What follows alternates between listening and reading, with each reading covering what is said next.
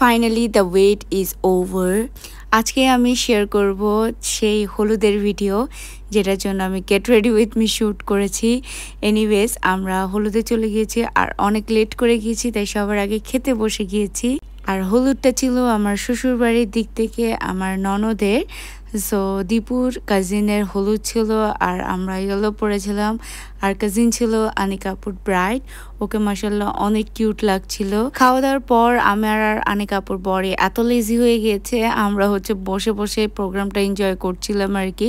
ততক্ষণেই আমার দুইটা পিচ্চি ফলোয়ার্স যারা কিনা টুইন, ওরা আসলো আমার সাথে পিকচার টিকচার ক্লিক করলো। তারপর ক্লাবে আবার ব্যাক করলাম, কিন্তু এখনো ছবি তোলা শেষই হচ্ছে না। আর এদিকে ক্লাবের পাশে একটা দোকান থাকায় বাচ্চাদের হাত পুরো ভর্তি স্ন্যাক্সে।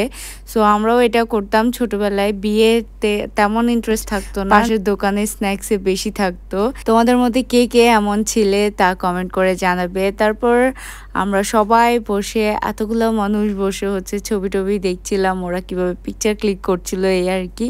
আর অন্যদিকে তো গান চলছে, গানও এনজয় করছিলাম। আর কিছুক্ষণ পরে ওরা স্টেজ প্রোগ্রাম শুরু করবে, সো আমরা ওটার জন্য এক্সাইটেড ছিলাম কিছুটা। এদিকে আমি আর আনিকা আপু কিছু দুঃখজনক গানগুলা, বেদনাময় গানগুলো এনজয় করছিলাম। আর অন্যদিকে হালকা হালকা করে নাচা স্টার্ট হয়ে গিয়েছে।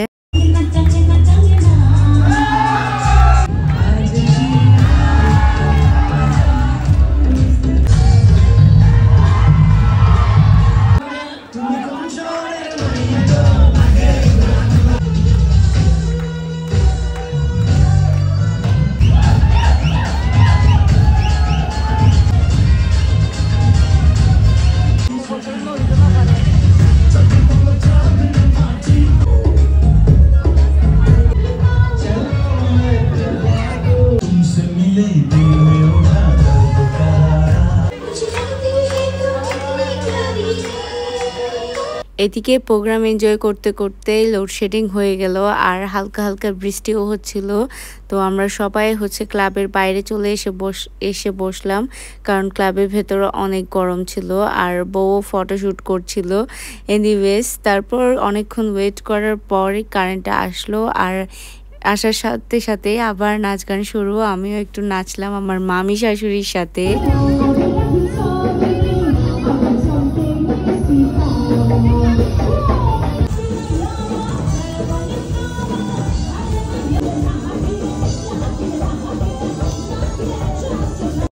একদিকে সবাই হুলস্থুল নাচে ব্যস্ত, আর অন্যদিকে একটা সারপ্রাইজ আসলো রাতের 1:30 বাজে, মানে ছেলের পক্ষ থেকে মানুষজন আসছে।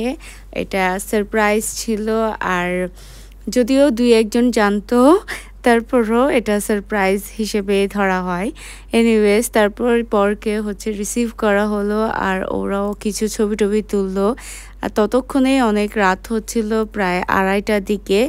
সো আমরা একটু বসেই চলে গিয়েছিলাম আমার নানু শাশুড়ির বাসায়। যেহেতু রাত অনেক বেশি হয়ে গিয়েছে, তাই আমরা স্টে করলাম বড় মামির বাসায়।